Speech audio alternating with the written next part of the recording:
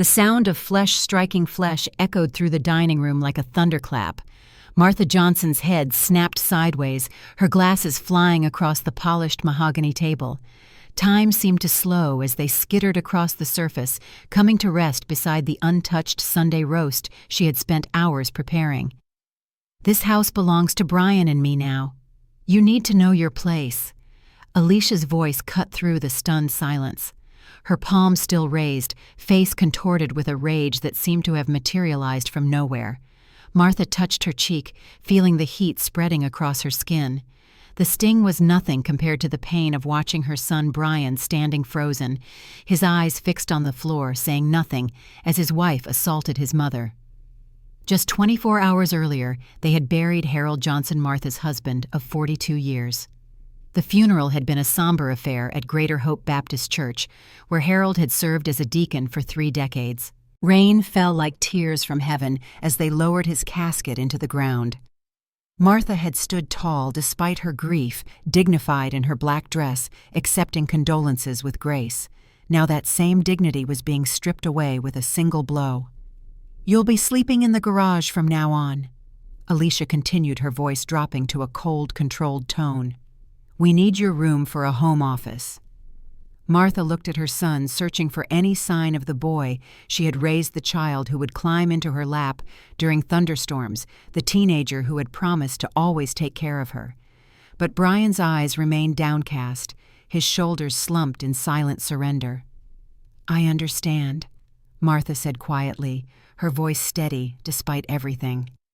She rose from her seat with deliberate slowness, straightened her dress, and walked toward the door. No tears, no protests, just the measured steps of a woman who had weathered many storms. That night, Martha sat on a thin mattress in the corner of the garage, surrounded by cardboard boxes and forgotten tools. The space smelled of motor oil and damp concrete. A single bulb hung from the ceiling, casting harsh shadows. Outside, rain began to fall again, drumming against the roof like impatient fingers. Martha reached into the pocket of her cardigan and pulled out an old brass key. In the dim light, she turned it over, feeling the familiar weight in her palm. A faint smile touched her lips as she whispered to the empty room. "They have no idea about the $19 million, or the beach house." Harold had always said that patience was a virtue that paid dividends.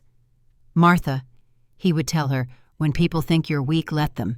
Your silence can be your greatest strength." Now, sitting in the cold garage, those words returned to her like a lighthouse beam cutting through fog. She tucked the key back into her pocket and opened a small leather journal Harold had given her for their 40th anniversary. On the first page she wrote, "Day 1 of my silence. They believe I have nothing. Soon they will learn what nothing truly means." Martha Johnson had never been a woman who demanded attention.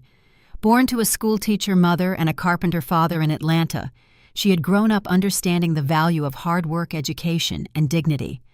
When she met Harold Johnson at Spelman College during a dance with neighboring Morehouse, she saw in him the same quiet determination, the same unwavering moral compass that her father had possessed. Together, they built a life of purpose and modest prosperity. Harold's insurance business grew steadily over decades, while Martha became a respected elementary school principal. They raised Brian with love and discipline, teaching him the importance of integrity and respect. Martha had always believed those lessons had taken root. Now she questioned everything. In her small, damp corner of the garage, Martha allowed herself to remember Harold's last days. The cancer had taken him quickly, too quickly for proper goodbyes. But on his final night, when the hospital room was quiet, except for the steady beep of monitors, Harold had squeezed her hand and pulled her close. "Martha," he had whispered, his voice rough with pain, "I've arranged everything. Walter has all the papers. Don't tell Brian yet. Watch first. See who he really is when I'm gone."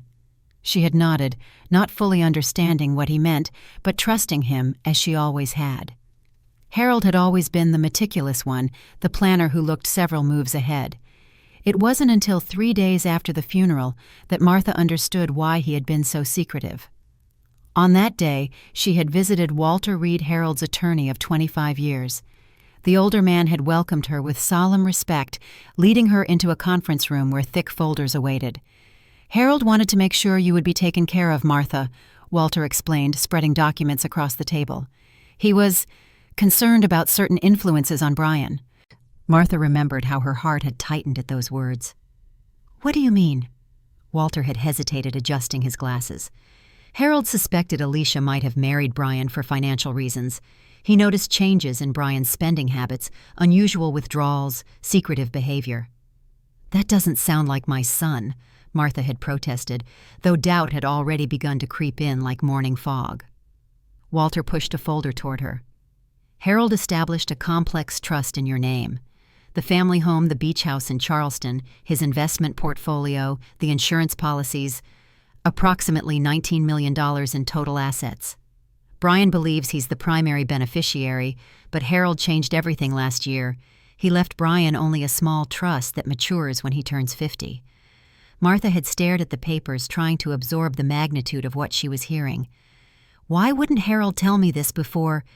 He wanted to protect you, Walter said gently. He feared if Brian and Alicia knew the truth, they might try to challenge your competency or pressure you to sign over assets. Now, a week later, as Martha wrote in her journal, by the light of a bare bulb, the truth of Harold's concerns was becoming painfully clear. The garage door creaked open, allowing a rectangle of light from the kitchen to spill across the concrete floor.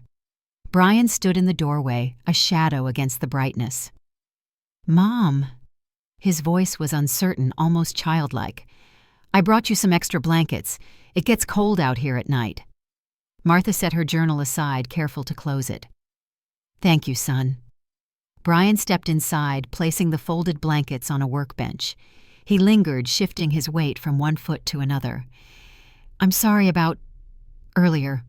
Alicia is under a lot of stress with the new position at work, and the kids' school troubles and everything." Martha studied her son's face, seeing the conflict there. "Brian, do you remember what your father always said about character?" He looked away. "That it's what you do when no one is watching." "And what about when someone is watching, son? What does your character say when you stand by and let someone harm your mother?" Brian flinched as if she had struck him. "It's complicated, Mom.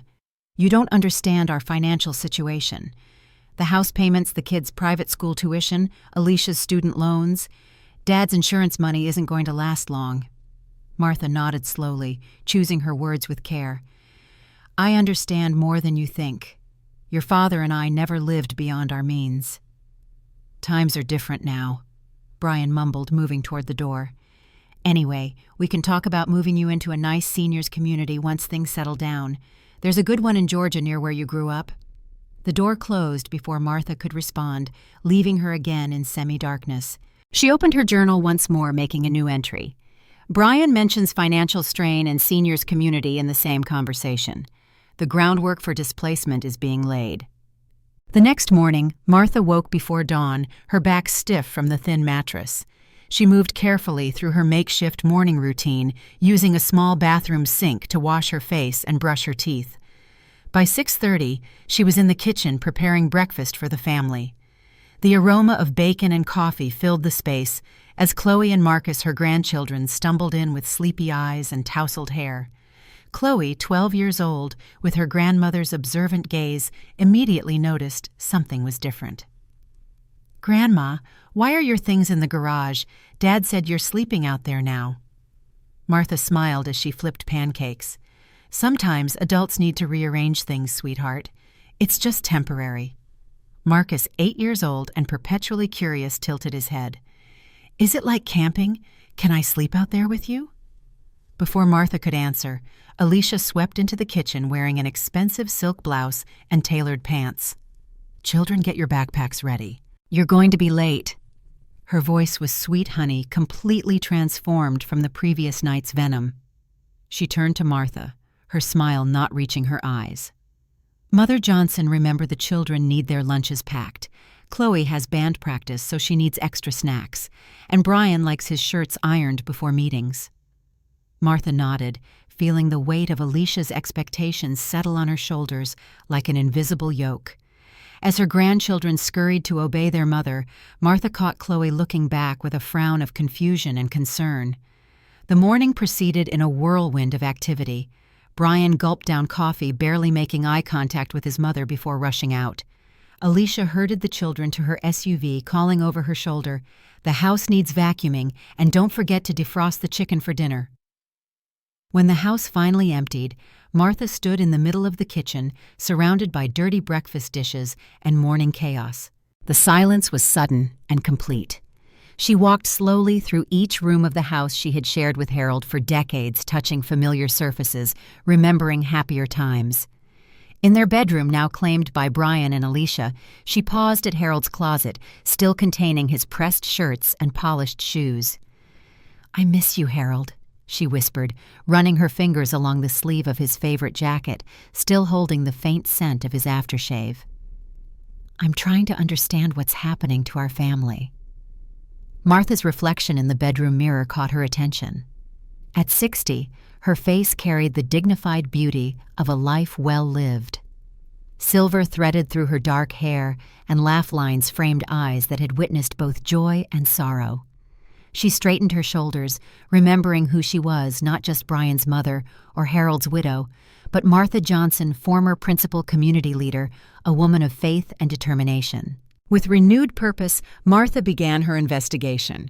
She started in the home office, carefully searching through papers in the desk that had once been Harold's domain. Most files were missing, but in a forgotten folder tucked behind the drawer, she found bank statements showing large withdrawals, $50,000 over the past 3 months. All signed by Brian from the account she and Harold had established for emergency family needs. Martha photographed the statements with her phone, then continued her search. In Alicia's vanity drawer beneath expensive makeup and jewelry, she discovered prescription bottles with Martha's name on them, medications she had never been prescribed. Sleep aids, anti-anxiety pills, memory supplements. A cold realization settled in her stomach as she connected the dots. Alicia was collecting medications to make Martha appear mentally unstable. The garage door was opening as Martha quickly returned everything to its place. She moved to the kitchen, assuming the role of dutiful mother-in-law, preparing afternoon snacks. Chloe entered first, her school backpack dragging on the floor. "Grandma," she said quietly, checking to make sure her mother wasn't behind her, "I heard Mom talking on the phone about you. She said you're getting forgetful and might need special care. Are you sick?" Martha's heart tightened, but she kept her expression calm. "No, sweetheart. I'm perfectly healthy." "That's what I thought." Chloe nodded seriously.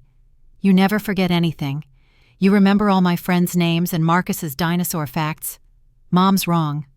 Martha hugged her granddaughter, drawing strength from the child's simple observation. "Sometimes adults see things differently, but thank you for caring." Later that afternoon, Martha ventured into the neighborhood for the first time since the funeral. She walked 3 blocks to James Turner's house, a well-kept colonial with meticulously trimmed hedges. James, a 75-year-old retired judge, had been Harold's closest friend for decades. James welcomed her with genuine warmth, ushering her into a sunlit sitting room. "Martha, I've been meaning to visit. How are you holding up?" "Not well, James," she admitted, setting aside pretense. Harold was right about his concerns. The older man's expression grew serious. "Tell me everything." For the next hour, Martha detailed the events since Harold's passing, the physical and emotional abuse, the financial discoveries, the medications, the subtle campaign to paint her as incompetent. James listened without interruption, occasionally making notes. "This is elder abuse, Martha," he said finally, his judicial demeanor coming to the fore. "Financial exploitation, emotional abuse, possible medical manipulation. We need to document everything." "I need to protect my grandchildren," Martha insisted. "They're caught in the middle of this." James nodded, considering. "I have a former colleague, Diana Lopez. She's a private investigator who specializes in elder abuse cases. With your permission, I'll contact her." "Please do," Martha agreed. "But I need to be careful. If Alicia suspects I'm building a case—" "You'll need to continue playing the role she expects," James confirmed. "The compliant mother-in-law while we gather evidence." As Martha prepared to leave, James placed a supportive hand on her shoulder. "Harold would be proud of your strength, Martha. Not everyone could face this with such dignity." Walking home, Martha felt a strange mix of sadness and resolve. The neighborhood was alive with afternoon activities, children riding bikes, neighbors tending gardens, ordinary life continuing despite her private turmoil. At the corner market, she paused to buy a few items, aware of the need to maintain normal appearances. The young cashier barely glanced at her scanning items with bored efficiency. An elderly white woman ahead of her in line had received attentive service with offers to help carry groceries. Martha noted the difference with resigned familiarity, another reminder of her increasing invisibility as an aging black woman. When Martha returned home, she found Alicia in the kitchen, talking on her cell phone while examining the contents of the refrigerator. "I know it's challenging," Alicia was saying, her voice hushed but audible. "The Georgia facility costs less than keeping her here, though. No, Brian doesn't need to know all the details yet. Men are easy to persuade when you frame it as financial sense." Martha deliberately made noise with her shopping bags, announcing her presence. Alicia quickly ended her call, switching effortlessly to a concerned daughter-in-law persona. "Mother Johnson, you shouldn't be carrying heavy bags at your age. Did you walk to the store? You know your blood pressure needs monitoring." Martha nodded demurely. "Just a few light things, Alicia. The walk is good for me." "Well, since you're back, could you start on dinner? Brian has a colleague coming over, and I need time to prepare." Without waiting for an answer, Alicia swept from the kitchen, her expensive perfume lingering in her wake. Martha began preparing dinner, her movements methodical, as her mind processed what she had overheard. A facility in Georgia, financial persuasion. The pieces were falling into place with alarming clarity. She had less time than she thought. When Brian returned from work, Martha observed the subtle dynamics between husband and wife. Alicia touched his arm possessively, steered conversations, answered questions directed at him. Brian's once confident demeanor had been replaced by a man constantly seeking approval, checking his wife's expression before speaking. The transformation was both fascinating and heartbreaking to witness. Over dinner with Brian's colleague, a financial advisor named Thomas, Martha noticed how Alicia dominated the conversation, dropping references to investment opportunities and property values. When Thomas asked Martha about her plans, now that Harold was gone, Alicia smoothly intercepted. "We've been discussing a wonderful seniors community near Martha's hometown. Haven't we Mother Johnson perfect for someone at her stage of life?" Martha smiled politely. "I haven't made any decisions yet." "Of course not," Alicia continued, her tone indulgent. "It's a difficult transition to consider, but we've noticed some concerning memory lapses recently, haven't we, Brian?" Brian nodded uncomfortably. "Mom has been through a lot." Thomas looked sympathetic, but quickly returned to discussing investment strategies with Alicia, who showed surprising financial acumen for someone who claimed to be just focusing on the children, whenever Martha asked about her career plans. After dinner, while clearing dishes, Martha overheard Thomas and Alicia speaking in low voices in the hallway. "The property assessments came back higher than expected," Thomas was saying. "Once the title transfer is complete, the equity line should be substantial." "Perfect timing," Alicia responded. "With her deteriorating condition, it's really the most compassionate option for everyone." Martha's hands trembled slightly as she loaded the dishwasher, processing the implications. They were already making arrangements to transfer property, her property. The urgency of her situation crystallized with new clarity. That night, as the house fell quiet, Martha sat in the garage with her journal documenting every conversation, every observation. She carefully noted names, dates, and potential witnesses. The journal was becoming both therapy and evidence, a record of systematic abuse disguised as family care. A soft knock interrupted her writing. Martha quickly tucked the journal under her pillow as the door cracked open. Chloe stood there in pajamas, a stuffed rabbit clutched to her chest. "Grandma, can I talk to you?" Martha patted the space beside her on the bed. "Of course, sweetheart." Chloe settled in, leaning against Martha's shoulder. "Mom said you're going away to Georgia because you're getting old and forgetful, but you're not forgetful. You remember everything." Martha stroked the girl's hair. "Sometimes adults make decisions based on what they think is best." "It's not fair," Chloe insisted. And yesterday, I saw Mom with a man at the park when she was supposed to be at yoga. They were hugging, but not like friends, like in movies. Martha kept her expression neutral despite the significant revelation. "Did you tell your dad?" Chloe shook her head. "Mom said if I ever said anything that made Dad upset with her, we might have to move away from you forever. She said it would be my fault." Anger flared in Martha's chest, but she contained it, pulling her granddaughter closer. "Chloe, listen to me carefully. Adults sometimes say things that aren't true because they're afraid or upset. None of this is your fault, and I'm not going anywhere." "Promise." Chloe looked up, her young face serious.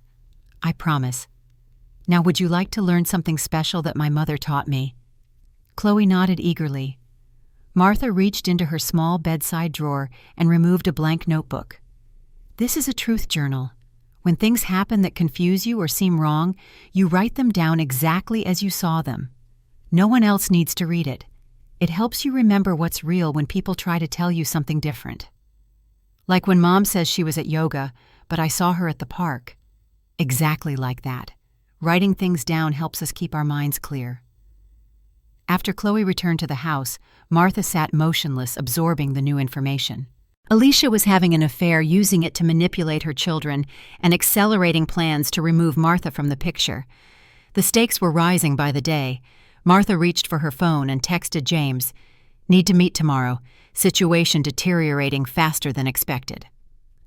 The next morning, Martha woke to unusual sounds. Drawers opening and closing in the main house hushed urgent conversations. She dressed quickly and made her way to the kitchen, finding Brian and Alicia in tense discussion. "Good morning," Martha said, observing how they both startled at her presence. "Mother Johnson." Alicia recovered quickly, her smile tight. "We were just discussing some concerning behavior. Chloe says you gave her a journal and told her to spy on family members." Martha maintained a calm exterior. "I gave her a notebook for her thoughts. Many children find writing therapeutic." Brian frowned. "Mom, you told her to record things that seem wrong. Chloe is confused enough without encouraging paranoia." "There's nothing paranoid about writing down one's observations," Martha replied evenly. Alicia placed a hand on Brian's arm. "This is exactly what Dr. Phillips mentioned, creating conflict between family members, sowing distrust. It's a classic sign of cognitive decline." "Dr. Phillips?" Martha asked, though she already suspected the answer. "We consulted a geriatric specialist," Brian explained, not meeting her eyes. "Given some of your recent behaviors." "What behaviors exactly?" Martha pressed her voice steady. Alicia interjected smoothly. "Forgetting appointments, accusing family members of stealing, wandering the neighborhood, giving inappropriate gifts to the children. Brian, remember when she couldn't find her purse and accused me of hiding it?" Martha did not recall any such incident, but she recognized the strategy, creating a fictional history of erratic behavior. "I see." "We're concerned, Mom," Brian said, sounding genuinely distressed. "Dr. Phillips recommended a full evaluation. We've scheduled an appointment for next week." Martha nodded slowly. "I understand. If you're concerned, I'm happy to see a doctor." Her apparent compliance visibly relieved them both. "Wonderful," Alicia beamed. "Now I'm taking the children to their activities. Brian, don't forget your 11 o'clock with the estate attorney." After they departed, Martha moved with purpose. She had a narrow window of opportunity while the house was empty.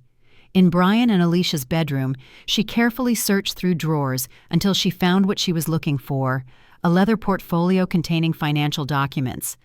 Among them was a preliminary property assessment for the family home and an application for power of attorney over Martha's affairs, already partially completed. Martha photographed each document, then replaced everything exactly as she had found it. Next, she located Alicia's laptop. It was password protected, but Martha tried the children's birth dates, combined a common choice for parents. The screen unlocked, revealing dozens of emails. Martha quickly scanned for relevant information, finding communications with a real estate agent about fast-tracking the sale once guardianship is established. More disturbing was an email thread with someone named Daniel Parker, containing intimate language and references to our future once this is settled. Martha forwarded key emails to her own account, then carefully erased all evidence of her activity from the computer. Just as she finished, she heard the garage door opening. Martha hurried downstairs, positioning herself at the sink with a sudsy sponge as Brian entered. "Mom, I thought you'd be resting." "Just tidying up," she replied. "How was your morning?" Brian set down his briefcase, looking uncomfortable. "Fine. Listen about the doctor's appointment. It's really for the best. We all want what's best for you." Martha dried her hands slowly. "Brian, do you remember when you were 10 and that boy Tommy Reynolds was bullying you at school? Do you remember what your father told you?" Brian's expression softened at the memory. "He said sometimes you have to stand up even when you're afraid." "Harold believed in standing up for what's right, even when it's difficult," Martha said quietly. "I've always tried to live by that principle." A flicker of shame crossed Brian's face, quickly replaced by defensiveness. "This is different.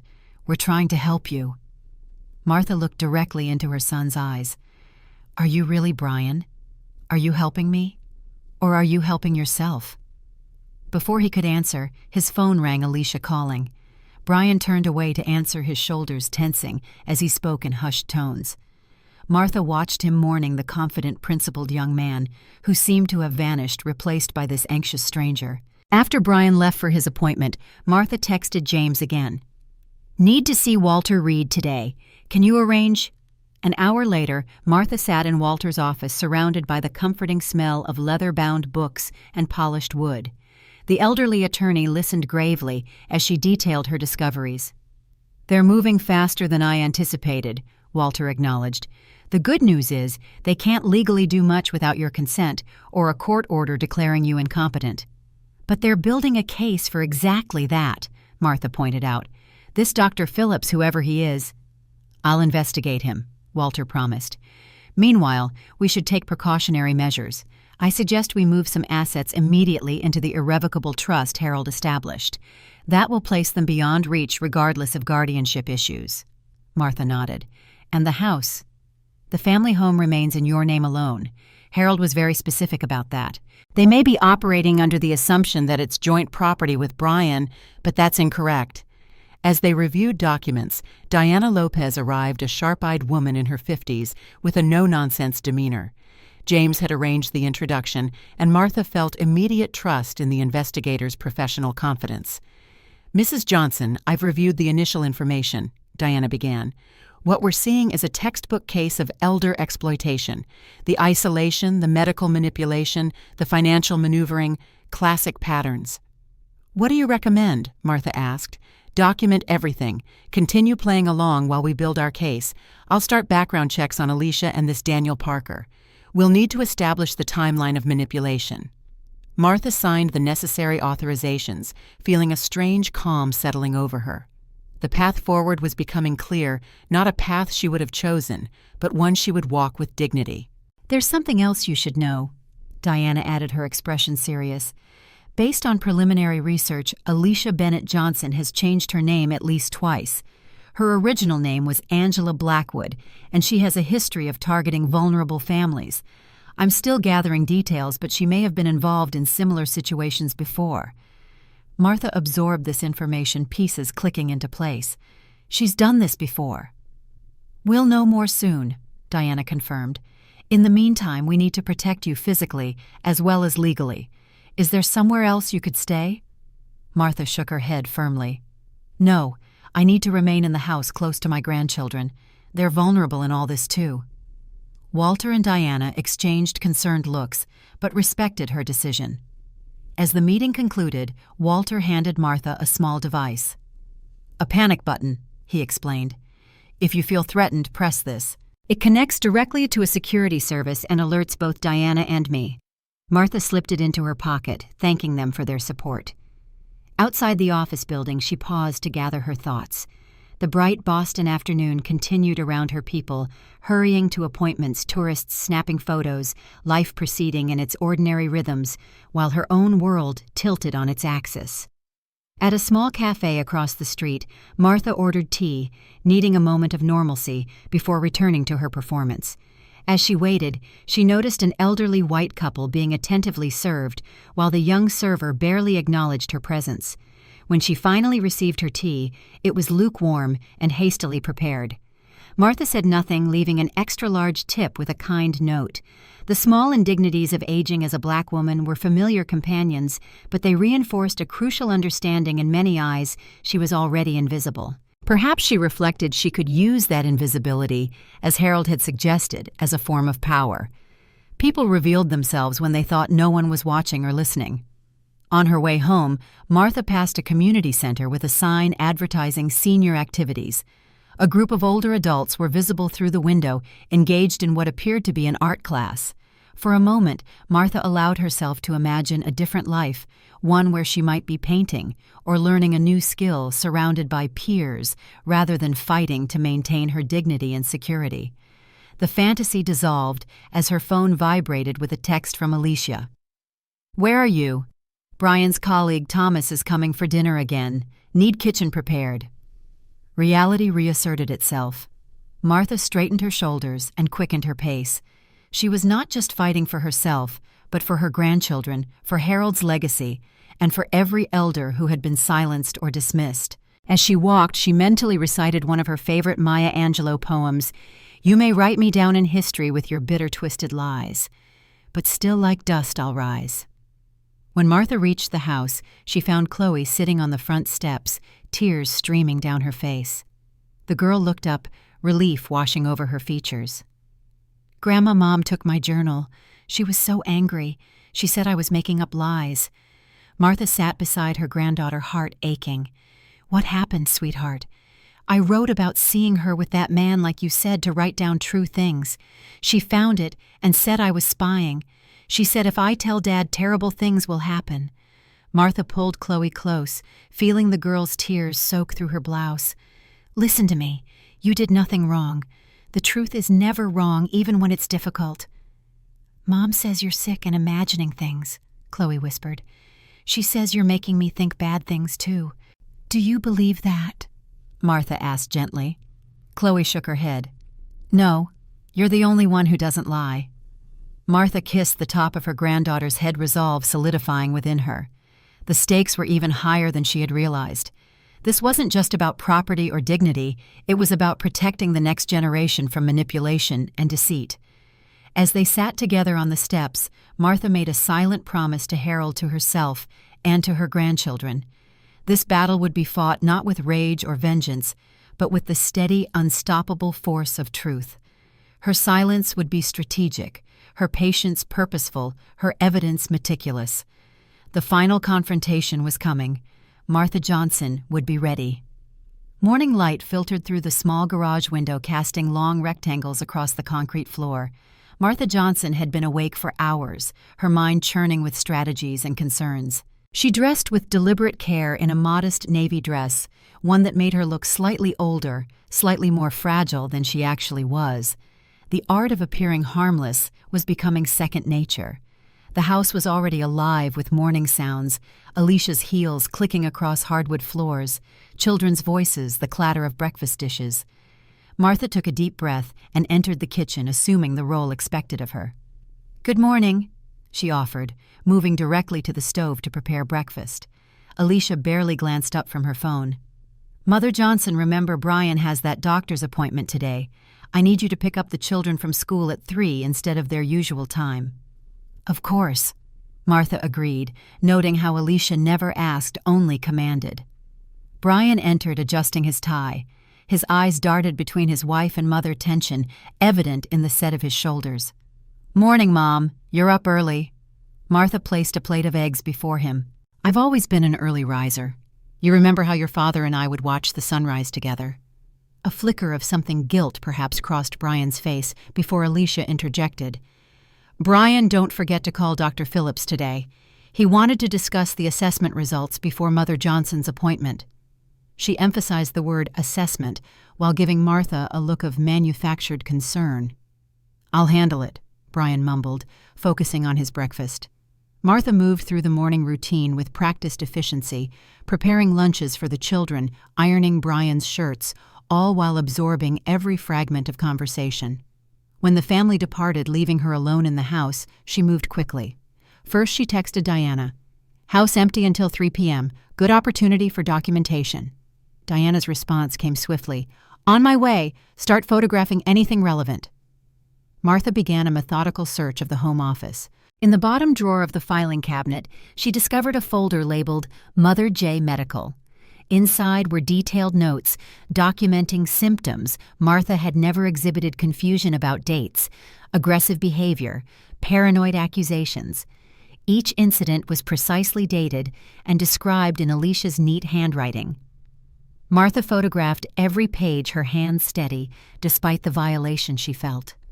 She continued searching, finding financial statements showing Brian and Alicia had already contacted 3 different senior living facilities in Georgia.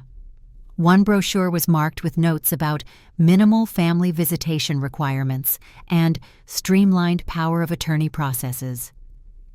In Alicia's desk, Martha discovered something even more disturbing, a half-empty prescription bottle with Martha's name on it.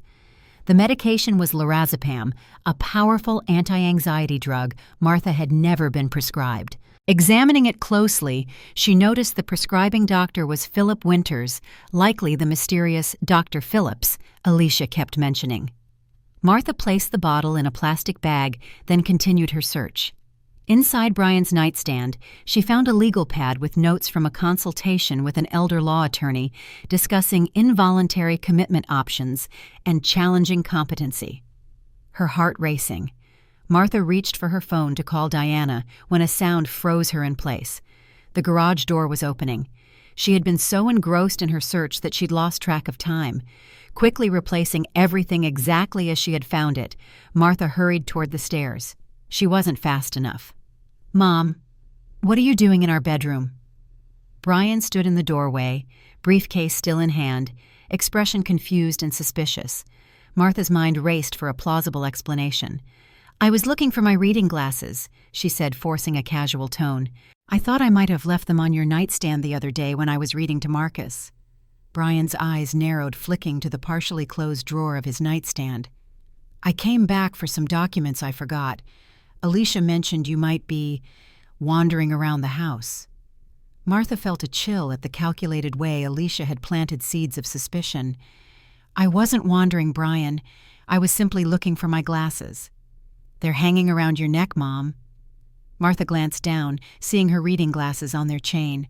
A rookie mistake. "Oh, how silly of me. I've been wearing them all along." She laughed, the sound hollow even to her own ears. Brian didn't smile. "Alicia's right. These memory lapses are getting worse." He set down his briefcase and took out his phone. "I'm calling Dr. Phillips. He wanted to know about any new incidents." "Brian, please," Martha began, but he was already dialing, turning away from her. "Yes, Dr. Phillips. It's Brian Johnson. I need to report another episode with my mother." Martha retreated downstairs, her heart hammering. This unexpected encounter had set back her plans considerably. She texted Diana quickly. "Emergency. Brian home. Abort visit."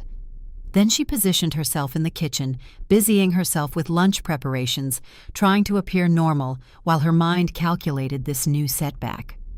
When Brian came downstairs, his expression was a mixture of concern and resolution. "Dr. Phillips thinks we should move up your evaluation. He has an opening tomorrow morning." "Tomorrow?" Martha tried to keep the alarm from her voice. "That's very sudden."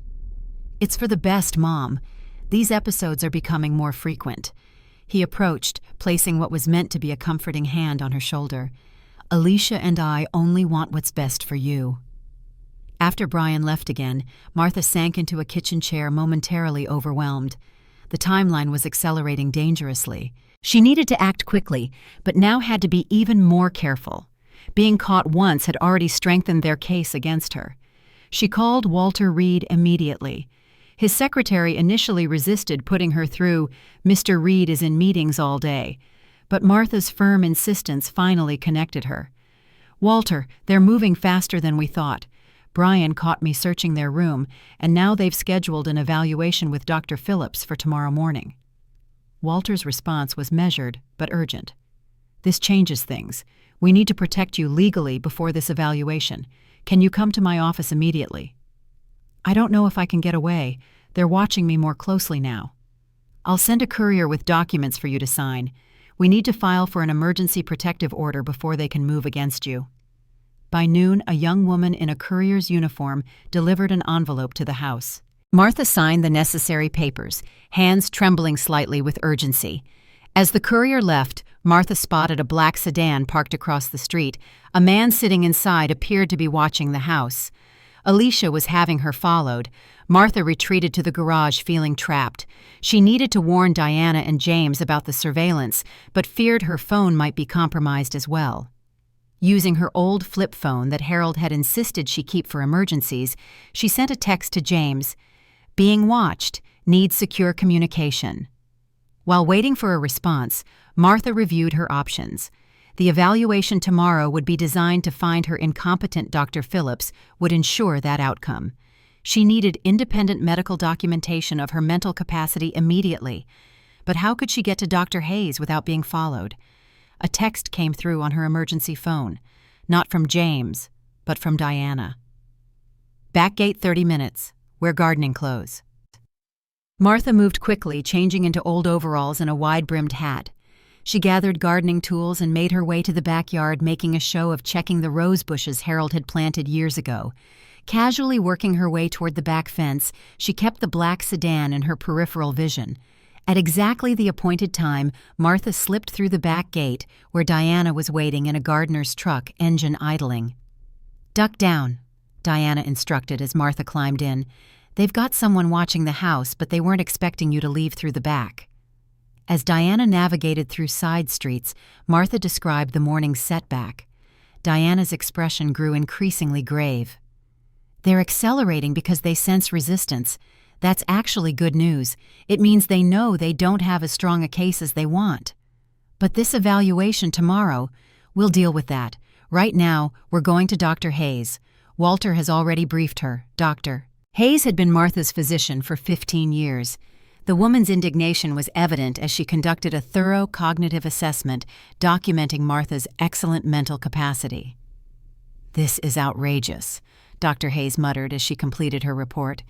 "I've known you for years, Martha. There's absolutely nothing wrong with your cognitive function." "Will your assessment carry weight against Dr. Phillips?" Martha asked. Dr. Hayes's expression was grim. "Legally, yes, but these cases can get complicated. The fact that I've been your doctor for years gives my assessment credibility, but they'll argue I'm biased in your favor." "So what do we do?" "We're sending you to Dr. Levinson as well. He's a neuropsychologist with no prior connection to you. His independent assessment will be harder to challenge." The next 2 hours were spent with Dr. Levinson, who administered a battery of cognitive tests. Throughout, Martha maintained her composure, though anxiety gnawed at her. What if something showed up on these tests? What if, without realizing it, she actually was experiencing some decline? When Dr. Levinson finally finished, his conclusion was unequivocal. "Mrs. Johnson, your cognitive function is not only normal for your age, it's exceptional. You scored in the top percentile on several measures." Relief washed over Martha. "Thank you, doctor." "I've documented everything thoroughly," he assured her. "If this goes to court, I'm prepared to testify." By mid-afternoon, Diana was driving Martha back toward the house. "We'll drop you 2 blocks away. Walk back normally, as if you've just been out for some air. The watcher will report that I left." "Let them. You're not under house arrest yet. Just say you needed a walk to clear your head." As Martha walked the final blocks home, she rehearsed her explanation. She rounded the corner to find not just the black sedan still there, but Brian's car in the driveway as well. Her heart sank. Inside, Brian and Alicia were waiting in the living room, faces tense with anger. "Where have you been?" Alicia demanded. "We've been worried sick." Martha kept her voice level. "I went for a walk. The garden needed attention, and afterward I decided to clear my head." "For 3 hours," Brian's voice was sharp, "without telling anyone. I didn't realize I needed permission to take a walk." Alicia stepped forward, her voice dripping with false concern. "Mother Johnson in your condition wandering off alone is dangerous. You could have gotten lost or hurt." "I'm perfectly capable of walking in my own neighborhood," Martha replied evenly. "I've lived here for 40 years. "This is exactly what concerns us," Brian said. "These impulsive behaviors, the defensiveness. Dr. Phillips warned us about this phase. Martha felt the trap tightening.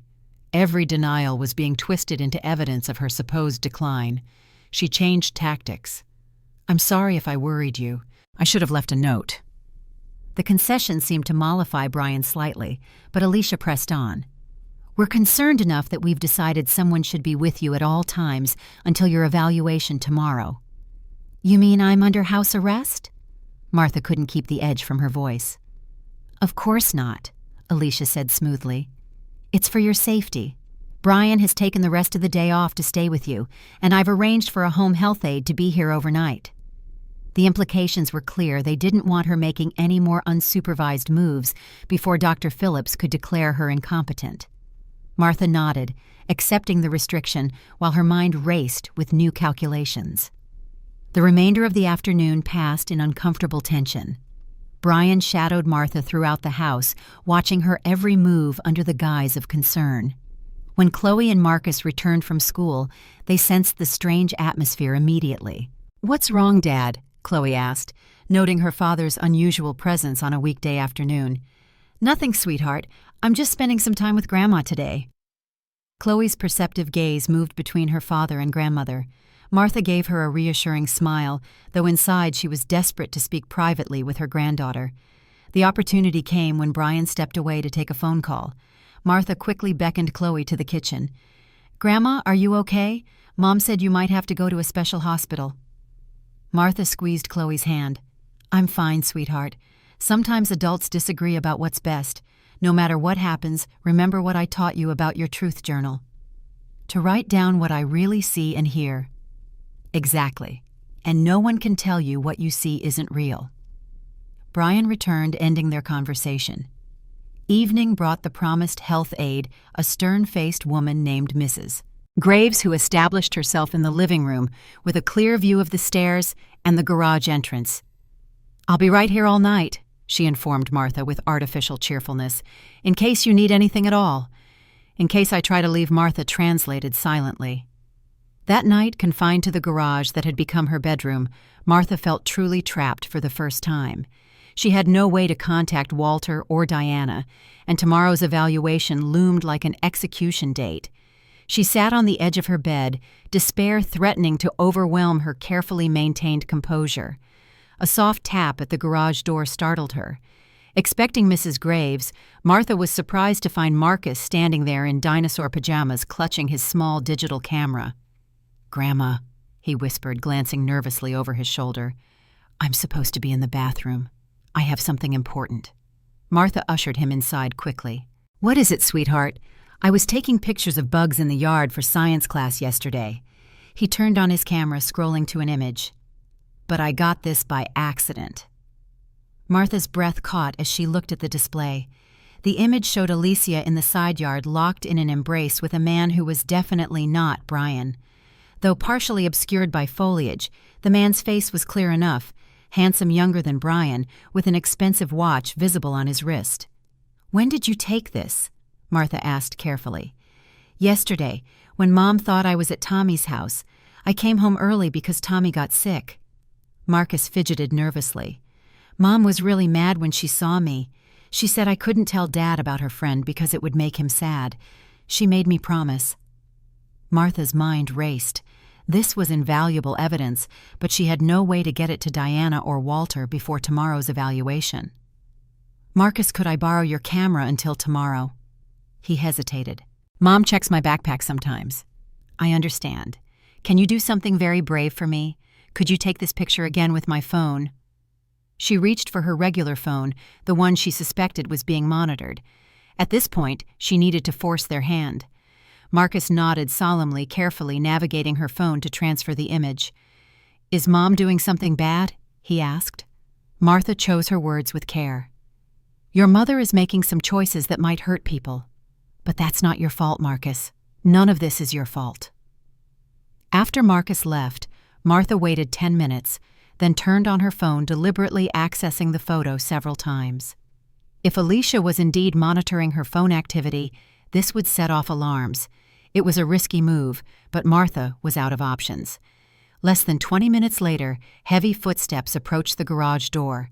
It flew open, revealing Alicia's face contorted with fury, Mrs. Graves hovering anxiously behind her. "Give me your phone, now." Alicia's voice was deadly quiet. Martha handed it over without protest, watching, as Alicia accessed the photo, her face paling. "Where did you get this? Does it matter? What matters is that you've been lying to my son." Alicia's eyes narrowed dangerously. "You think this changes anything? No one will believe you. By this time tomorrow, you'll be declared legally incompetent. Brian will have guardianship, and this house," she gestured expansively, "will be ours to do with as we please." "I know about Daniel Parker," Martha said quietly, watching satisfaction register on Alicia's face at the direct hit. "I know about the gambling debts, the plans to sell this house, all of it." For a moment, genuine shock registered on Alicia's face before she recovered.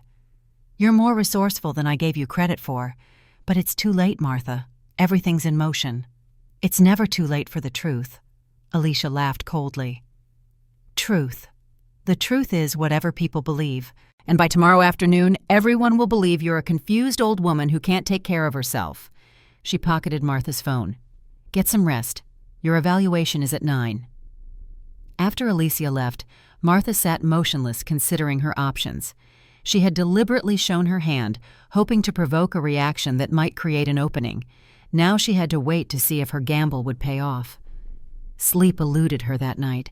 She lay awake, remembering Harold's words. "Patience is your strength, Martha. When the time comes, you'll know what to do." At dawn, Martha rose and dressed with particular care, choosing a conservative blue dress that conveyed dignity without appearing too formal. She applied subtle makeup and styled her hair neatly. If today was to be a battle, she would face it with the full armor of her self-respect. Mrs. Graves escorted her to breakfast, where Brian and Alicia were already seated. The tension in the room was palpable. Alicia appeared composed, but a tightness around her eyes betrayed her stress. Brian looked haggard, as if he hadn't slept. "Good morning," Martha greeted them calmly. Brian barely nodded, avoiding her eyes. Alicia's smile was brittle. "I hope you slept well, Mother Johnson. Big day today." Martha ate slowly, noting how Alicia watched her every bite. "Brian," Martha said gently, "have you spoken directly with Dr. Phillips about today's evaluation?" Before he could answer, Alicia interjected. "Of course he has. Dr. Phillips has been very thorough in explaining your condition and the evaluation process." "Actually," Brian said, his voice unexpectedly firm, "I haven't spoken to him directly, just to his receptionist." A flicker of annoyance crossed Alicia's face. "That's because he's very busy, but he's sent all the documentation." Martha maintained eye contact with her son. "Brian, before we go to this evaluation, I'd like to show you something important. Something that affects our family deeply.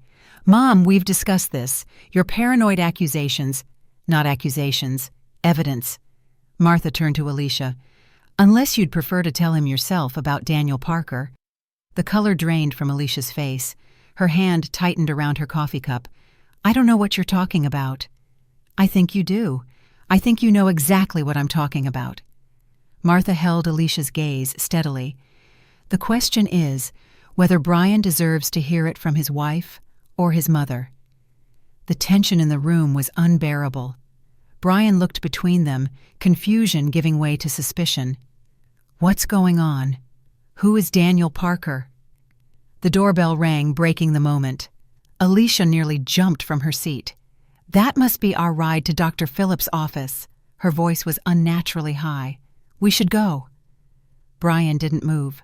"Not until someone tells me who Daniel Parker is." The doorbell rang again, more insistently. Mrs. Graves moved to answer it, but Alicia stopped her. "I'll get it." She hurried from the room, clearly relieved to escape the confrontation. Martha leaned toward her son.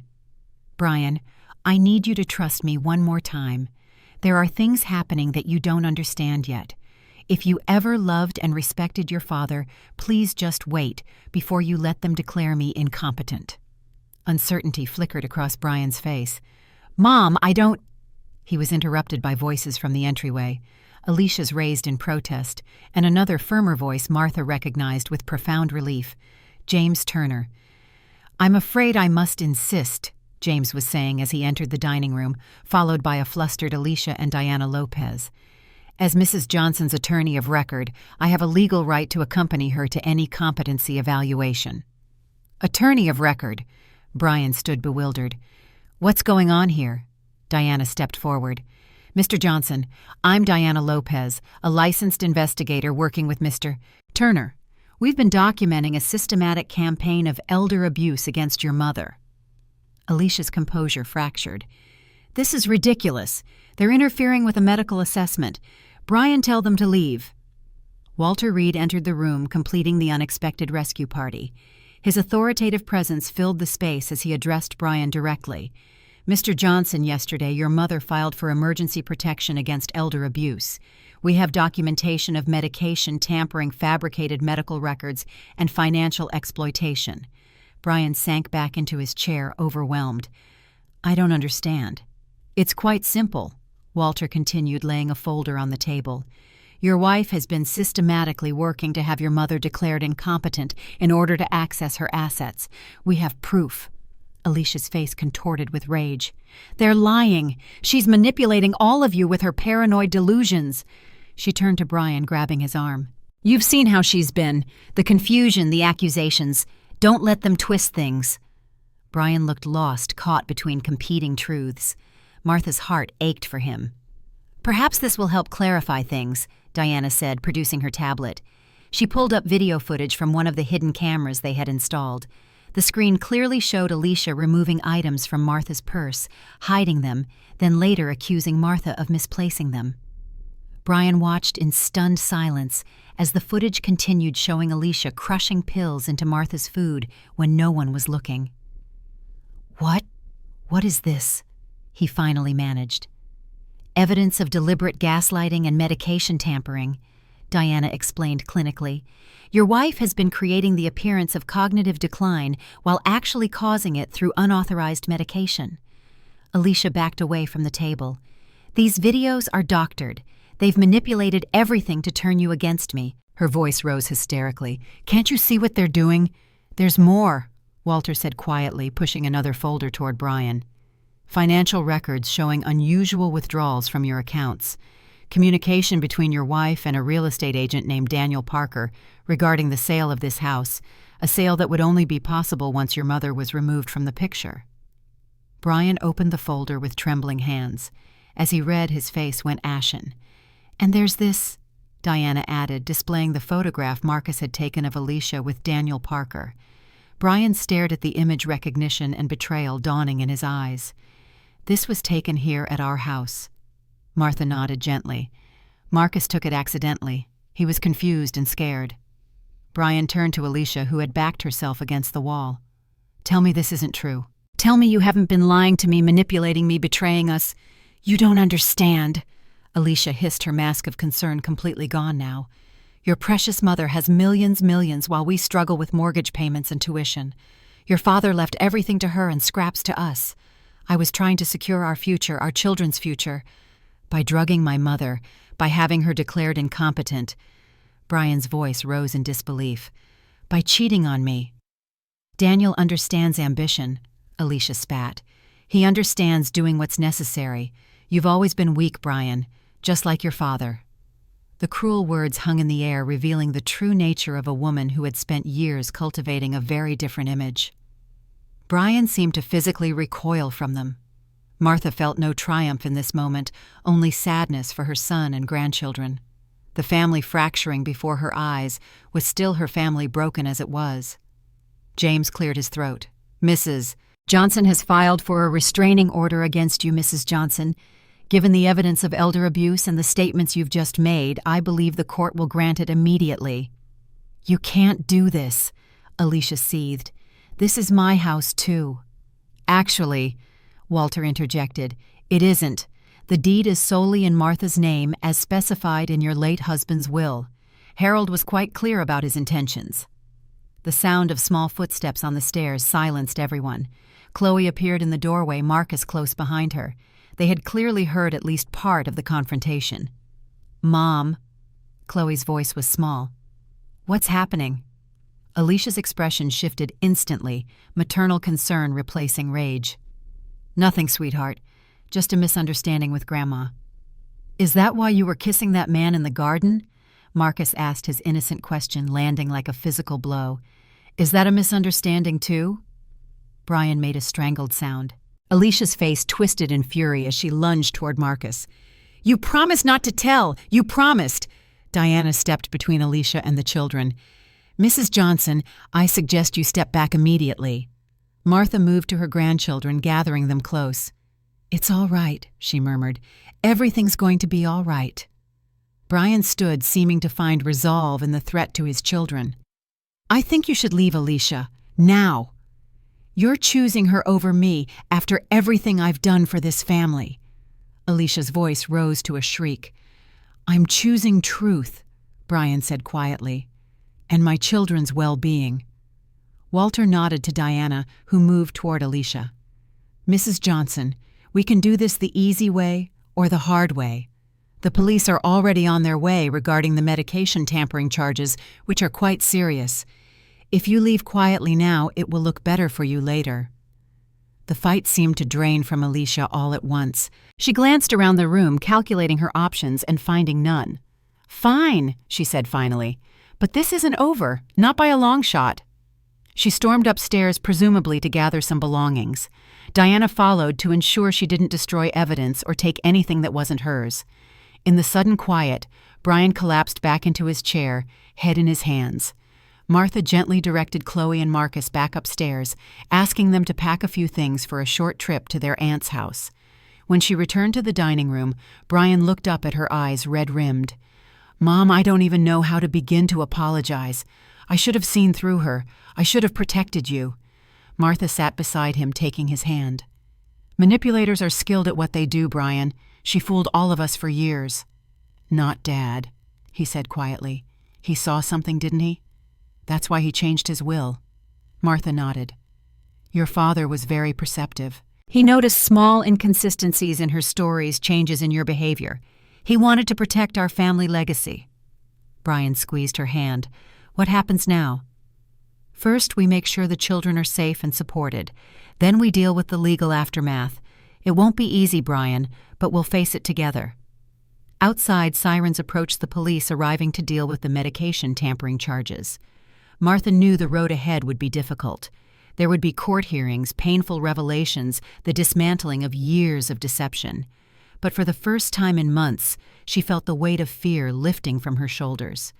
The truth so long suppressed was finally emerging into the light. And in that light, Martha Johnson would reclaim not just her assets but her dignity, her voice, and her rightful place in her family.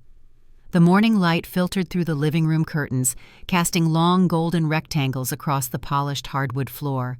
Martha Johnson sat perfectly still in Harold's favorite armchair, her hands folded in her lap, waiting. The house was unusually quiet. Alicia had taken the children to school with uncharacteristic eagerness after Martha suggested she would handle the morning routine.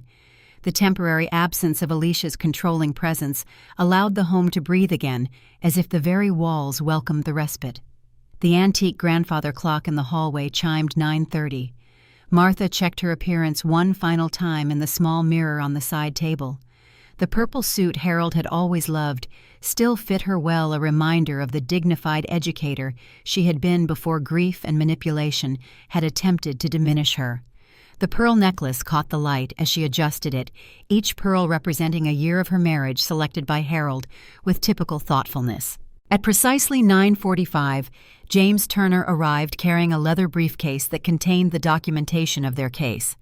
Martha welcomed him with a warm embrace, drawing strength from the presence of her late husband's oldest friend. "Are you certain about this approach?" James asked quietly as they settled in the living room.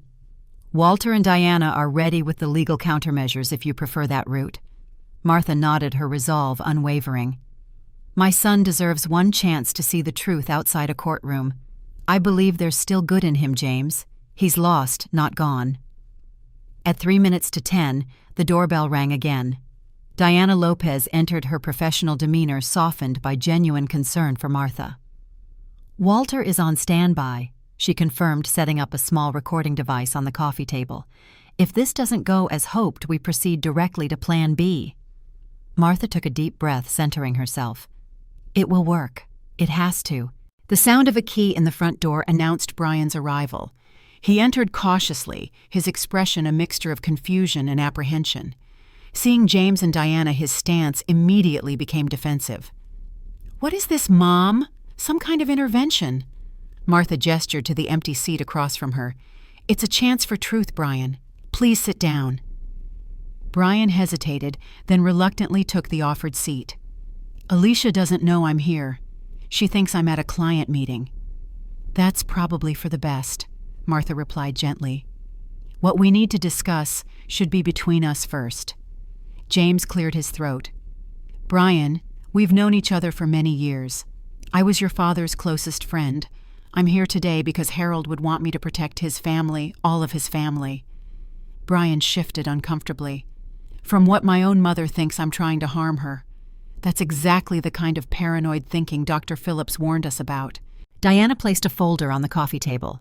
"Actually, what we're about to show you suggests a very different diagnosis. Not for your mother, but for the situation your family is in." Martha leaned forward, looking directly into her son's eyes. "Brian, tomorrow, you're scheduled to appear at a guardianship hearing where you'll ask the court to declare me incompetent and grant you control of my person and property. Is that correct?"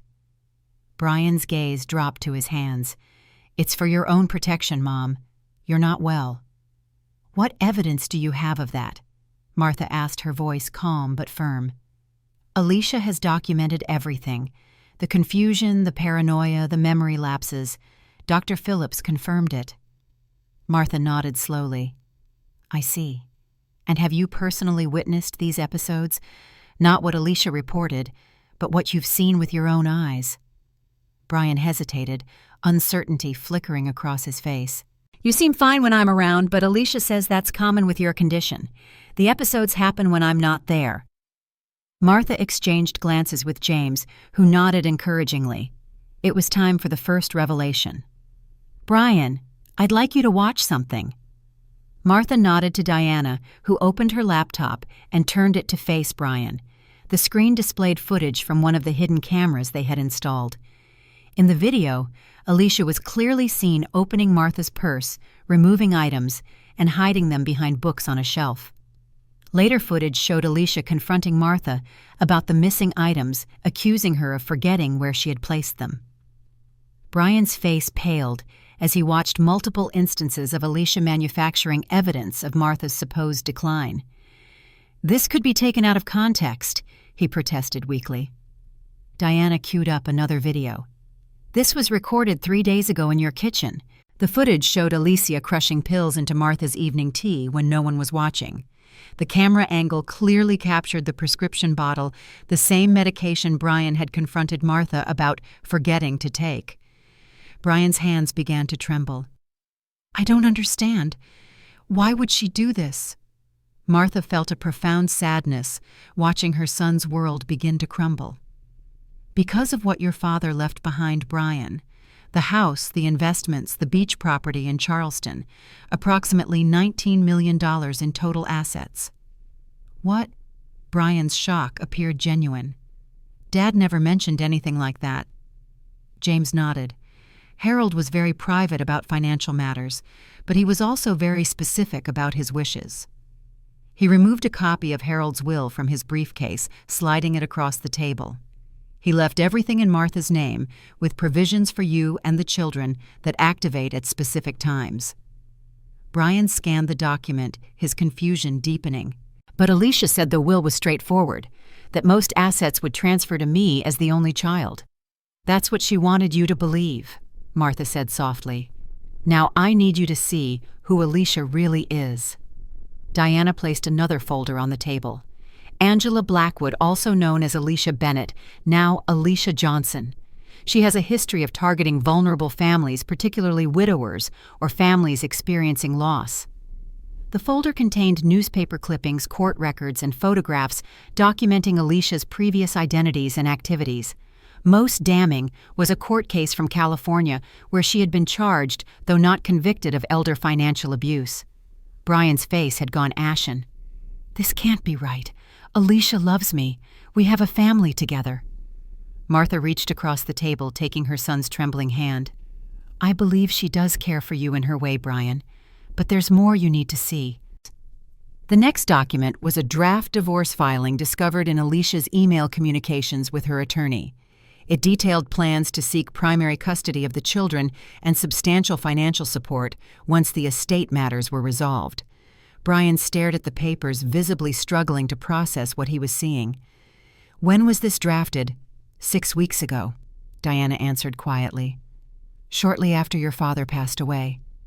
The grandfather clock chimed 10:30, its deep resonance filling the painful silence that had descended upon the room. Brian stood abruptly pacing the living room, his world visibly collapsing around him. There's one more thing you should know, Martha said gently, about Daniel Parker. Brian stopped turning to face his mother, who... Diana produced the photograph Marcus had accidentally taken showing Alicia and Daniel embracing in the side yard. Daniel Parker is a real estate agent with significant gambling debts. He and Alicia have been meeting regularly for months. Our investigation suggests they've been planning to sell this house once you obtained guardianship of your mother.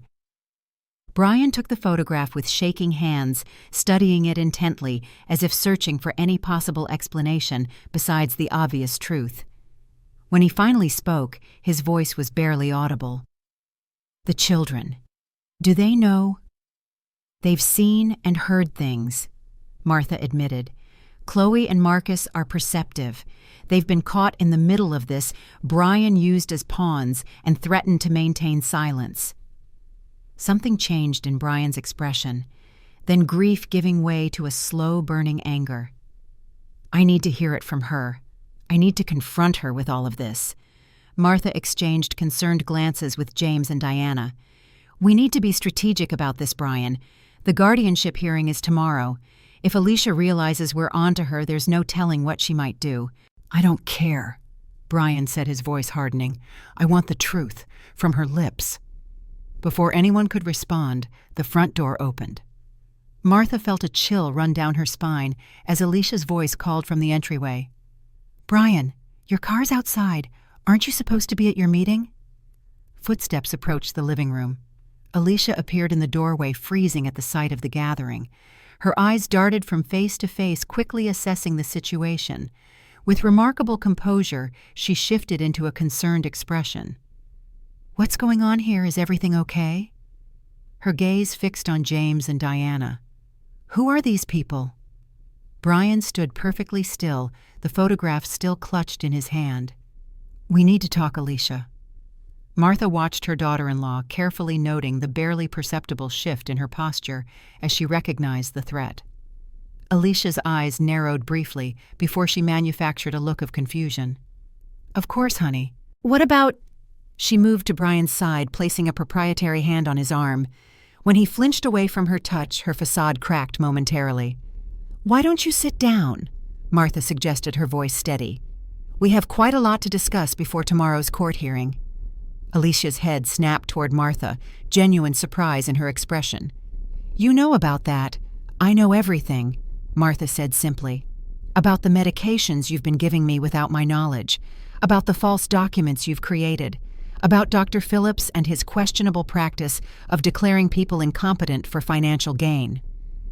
Alicia recovered quickly, turning to Brian with wide, innocent eyes. You see, this is exactly what Dr. Phillips warned us about. Paranoid delusions, conspiracy theories. She needs help, Brian. Brian held up the photograph. Is this a paranoid delusion too? You and Daniel Parker? For the first time, Alicia appeared genuinely rattled. She snatched the photograph, staring at it in disbelief. Where did you get this? Marcus took it, Brian said coldly. My 8-year-old son captured what I was too blind to see. Alicia's demeanor transformed instantly, the concerned wife disappearing, replaced by cold calculation. You don't understand anything, Brian. Do you have any idea what it's like being married to you? Always living in the shadow of your precious mother, never making enough money, never being enough. So you decided to drug her and have her declared incompetent. Brian's voice rose in anger. You manipulated me, used our children all for money. Alicia laughed bitterly. Don't act so innocent. You were happy enough to believe what I told you about her condition. It was convenient for you too, wasn't it? A nice, clean solution to the burden of caring for an aging parent. Martha felt each word like a physical blow, but maintained her dignified silence, allowing the truth to unfold naturally. Diana spoke up, her professional demeanor unwavering. Ms. Johnson, or should I say Ms. Blackwood, we have documented evidence of your systematic campaign against Martha: medication tampering, falsified medical records, and conspiracy to commit fraud. The authorities are very interested in speaking with you and Dr. Phillips. Alicia's expression hardened. You have nothing that would stand up in court. James leaned forward, his judicial authority evident in his bearing. Actually, we have everything, including testimony from your previous victims in California. The color drained from Alicia's face. For a moment, the room was utterly silent, the weight of exposed truths hanging in the air. Then Alicia straightened her shoulders, switching tactics with alarming agility. Brian, she said, her voice softening, I did it for us, for our future. Your father left everything to her. We would have received nothing for years. You know how we've struggled financially. I was trying to secure our children's future.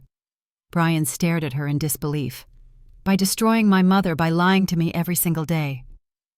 I never lied about loving you, Alicia insisted, reaching for him again. Brian backed away.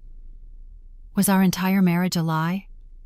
Did you ever love me, or was I just a convenient target? Something genuine flashed across Alicia's face. Pain, perhaps, or regret. It wasn't supposed to be like this. When we met, I just saw opportunity. But the children, I do love them, Brian. Whatever else you believe, know that. Martha finally spoke, her voice calm and measured. What happens now is your choice, Alicia. The guardianship hearing tomorrow will not proceed as you planned. Instead, we'll be presenting evidence of elder abuse and fraud. Or you can leave now. Walk away from this house and this family. Alicia's eyes narrowed dangerously. You think it's that simple? Those are my children too. I'm not leaving without them. Actually, Diana interjected, producing another document, given the evidence of your attempting to involve the children in your scheme, including psychological manipulation, and using them to monitor Martha, we have grounds for an emergency custody order pending full investigation. The realization that she was truly cornered seemed to hit Alicia all at once. Her composure crumbled, replaced by naked fury. None of you understand what I've been through, where I came from, the poverty, the abuse.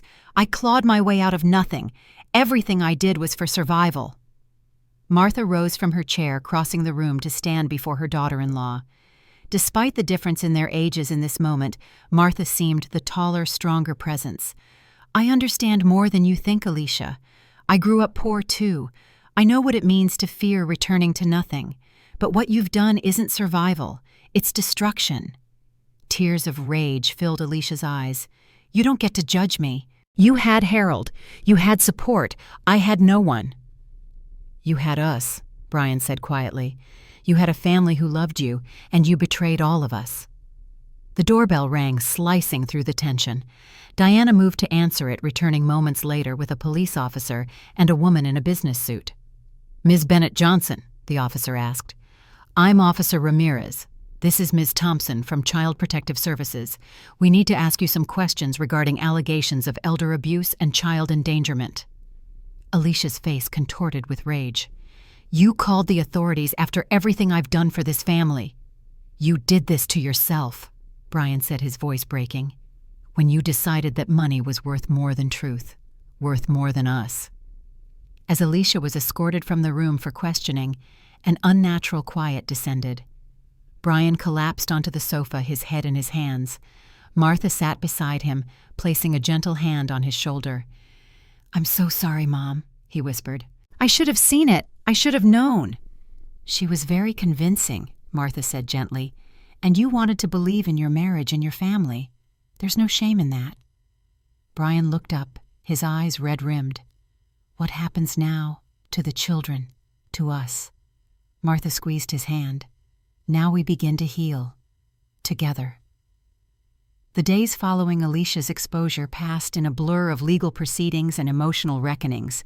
The guardianship hearing was canceled after Brian withdrew the petition and filed a counterstatement documenting the manipulation he had experienced. Dr. Phillips faced medical board inquiries and potential criminal charges for his role in multiple fraudulent competency cases.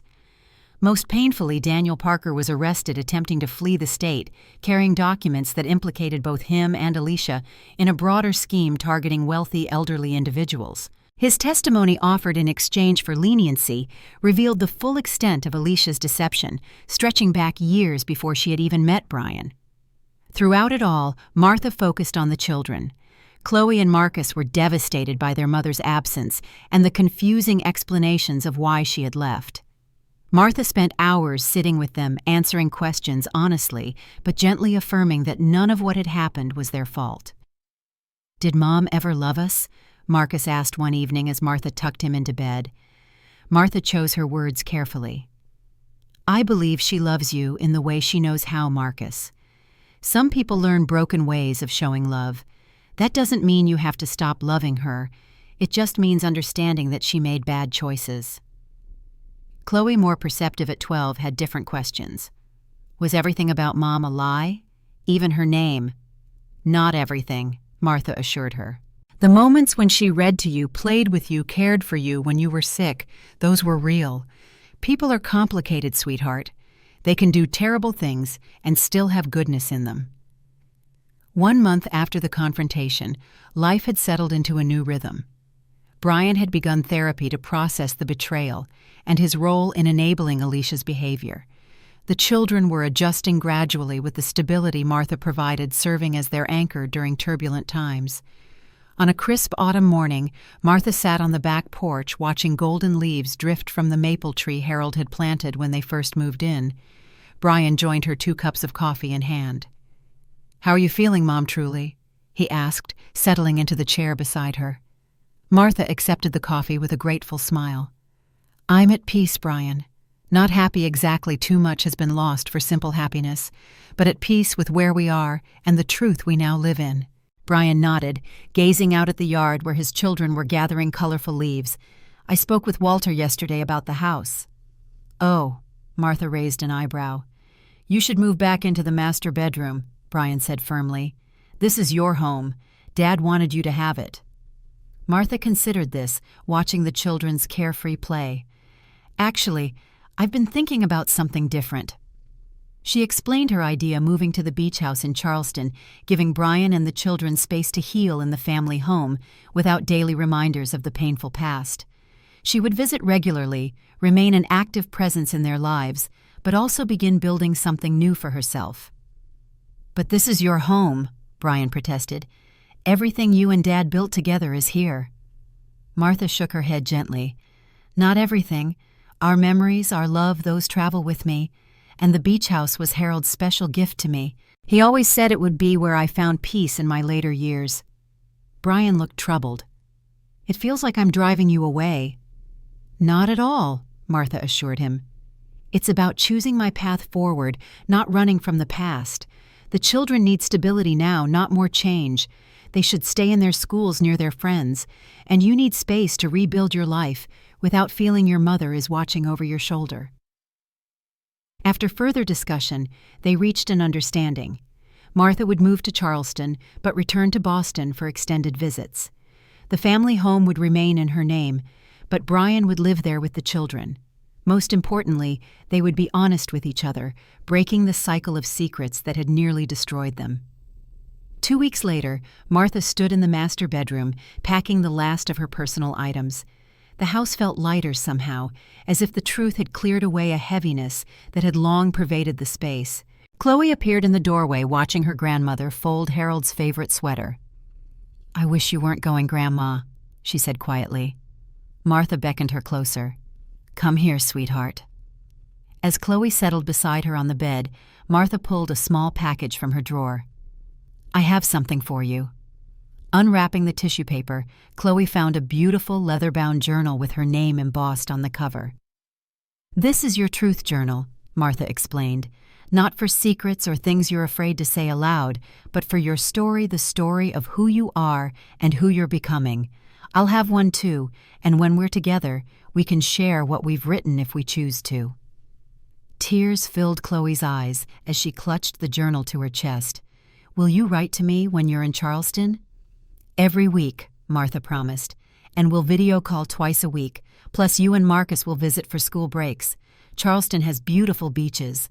And later that day, and the family gathered for a farewell dinner, Martha felt Harold's presence more strongly than she had since his passing. She could almost hear his deep laugh, see his approving smile. He had prepared for this possibility, creating safety nets she hadn't known she would need. His final gift had been protection wrapped in trust. The following morning, Brian and the children accompanied Martha to the airport. The goodbyes were emotional, but not final, a beginning rather than an ending. "I love you, Mom," Brian said, embracing her tightly. "Thank you for not giving up on me even when I failed you." Martha cupped his face in her hands the way she had when he was a small boy. "A mother's love doesn't recognize failure, Brian. It only sees the journey." 3 months later, Martha stood on the wide porch of the Charleston beach house, watching waves crash against the shore in rhythmic percussion. The December air carried a hint of salt and the promise of rain, but was far milder than the Boston winter she had left behind. The house itself was a beautiful Victorian overlooking the Atlantic, with wraparound porches and large windows that filled every room with light. Harold had purchased it secretly 15 years earlier, renovating it slowly as an anniversary surprise. Martha had visited only twice before, never imagining it would become her sanctuary. Inside, she had created spaces that reflected both her past and her future. Harold's photographs adorned the walls alongside new artwork she had discovered in local galleries. His books filled shelves next to volumes she had always wanted to read but never found time for. It was a home of memory and possibility, of honoring what had been while embracing what could be. Martha's days had found a new rhythm. Mornings began with coffee on the eastern porch, watching the sunrise paint the ocean in spectacular colors. She had joined a local book club, volunteered at a literacy program for underprivileged children, and made several friends who, like her, were navigating life's later chapters with grace and purpose. Most fulfilling was her work with a support group for elderly victims of financial exploitation. Martha's story, shared carefully and with permission from all involved, had become a powerful teaching tool. Her quiet strength gave others courage to speak their truths, to reclaim their dignity from those who had attempted to diminish them. Brian and the children had visited for Thanksgiving, filling the beach house with laughter and new memories. The healing was ongoing but undeniable. Brian had started dating again cautiously. The children were thriving in school, their resilience a testament to the stable foundation Martha and Brian had rebuilt. As for Alicia, justice had taken its course. Facing multiple charges of fraud, elder abuse, and conspiracy, she had accepted a plea agreement that included prison time and restitution. Martha had chosen not to attend the sentencing, sending James as her representative instead. Some chapters were better closed from a distance. On this particular evening, Martha sat at her desk, writing in her journal, a practice that had evolved from documentation of abuse to celebration of life. The pages no longer chronicled manipulation and fear, but small joys, reflections, and wisdom gained through adversity. The doorbell chimed, interrupting her writing. Martha wasn't expecting visitors. She made her way downstairs, curious. Opening the front door revealed a delivery person holding a large package. "Martha Johnson," the young woman confirmed. "Special delivery. Needs a signature." Inside, Martha unwrapped the package with care. Beneath layers of protective material lay a beautiful wooden box, handcrafted with intricate detail. A note was attached in familiar handwriting. "For Martha, to be delivered on the first anniversary of my passing. For new beginnings. With eternal love." Harold, tears filled Martha's eyes as she opened the box. Inside was a first edition of Maya Angelou's Still I Rise, Martha's favorite poem and personal mantra through difficult times. Beneath the book lay an envelope containing ownership papers for the beach house and a handwritten letter. Martha moved to the porch swing, Harold's favorite spot when they had visited together. The sun was setting over the ocean, painting the world in hues of gold and crimson. She opened the letter with trembling fingers, feeling Harold's presence surround her like a warm embrace. My dearest Martha, if you're reading this, I've been gone a year, and you've weathered storms I hoped would never come. I've always known your strength, even when you doubted it yourself. When we met all those years ago, I saw in you a quiet dignity that the world often overlooks but can never truly diminish. I made arrangements to protect you financially, but I know you well enough to understand that your true wealth has never been in bank accounts or properties. Your richness is in your capacity for love, your unwavering integrity, and your gentle wisdom. This house is my final gift to you, not as shelter from storms, but as a place to spread your wings. I imagine you sitting where I once sat, watching the same waves, finding your own rhythm in this next chapter. I hope you're writing again, teaching again, loving again, not despite your grief, but alongside it. I never told you enough how proud I was to walk through life with you, how honored I felt each morning waking beside someone of such profound goodness. You made me better than I would have been alone. Remember what we always told each other. Love doesn't end, it transforms. Mine has become the sunrise you watch each morning, the waves that greet your walks, the stars that keep you company at night. Rise, my love, continue rising. Forever yours, Harold. Martha held the letter to her heart, tears flowing freely now. The pain of loss remained, but something else had grown alongside it, a profound gratitude for having been so deeply known and loved, and the quiet confidence that comes from surviving what once seemed unsurvivable. The beach house, once Harold's surprise, had become Martha's sanctuary and launching pad. From here, she was creating a new life, not to replace what had been lost, but to honor it through continued growth. As darkness fell, Martha remained on the porch, listening to the eternal rhythm of the waves. She thought about the journey that had brought her here, the grief, the betrayal, the struggle to reclaim her voice and her dignity. She had emerged not just intact, but expanded, wiser, more compassionate, more herself than she had ever been. In the morning, she would call Brian and the children. She would continue planning their summer visit. She would attend her volunteer session at the Literacy Center and meet her new friend Elaine for lunch. Life would proceed with its beautiful ordinariness, its sacred routine. Martha opened her journal, turning to a fresh page. By the light of the porch lamp, she began to write.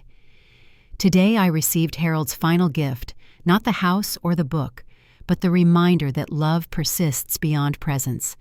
The silence that was once imposed on me has transformed into chosen contemplation. The woman who was nearly erased has become more vividly herself. I understand now what Harold always knew. Dignity cannot be granted or taken away by others. It resides within waiting to be recognized and claimed. My story continues, not despite what happened, but because of it. Each day is both an ending and a beginning. Each moment, a choice to rise. Martha closed the journal, breathing in the salt air. Above her, stars punctuated the vast darkness with ancient light. Below, waves continued their timeless conversation with the shore. She had survived. She had reclaimed. She had transcended. Now she would live fully, authentically, gloriously. Not in silence, but in the harmonious voice of a woman who had discovered her own immeasurable worth.